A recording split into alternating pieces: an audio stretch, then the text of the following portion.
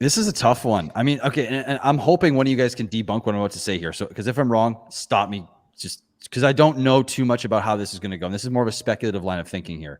ETH 2.0 is rolled out, and of course, nothing happened with the gas fees. But we don't know how long it's going to take for sharding. We don't know how long it's going to take for rollups, and we don't really know what's going to happen to the gas costs.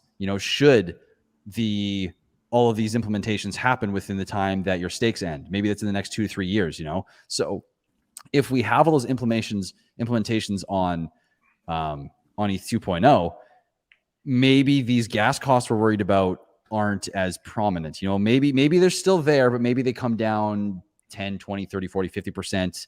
I don't even know how to quantify that. And I don't know how you could. If someone knows how to, please tell me. But I really wonder, how much of this gas issue there's actually going to be in the future with everything that's coming. Like the sharding should add a lot. The roll-ups and the optimistic roll-up should add a ton.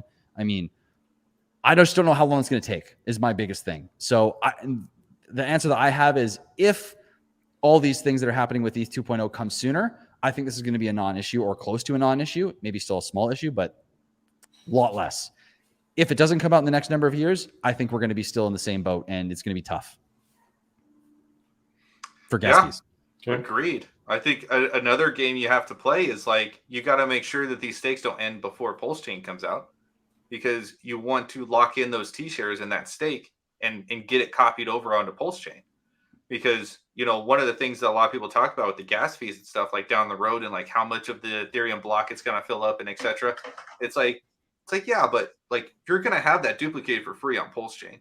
And that's going to have value, and maybe more value than what it had on the ETH chain when you first created it, right? Mm-hmm. So that's going to make up for it immensely. And then to also assume that we're not going to see upgrades on Ethereum. I mean, the dude just writes a ton of open source code and is showing zero signs of stopping.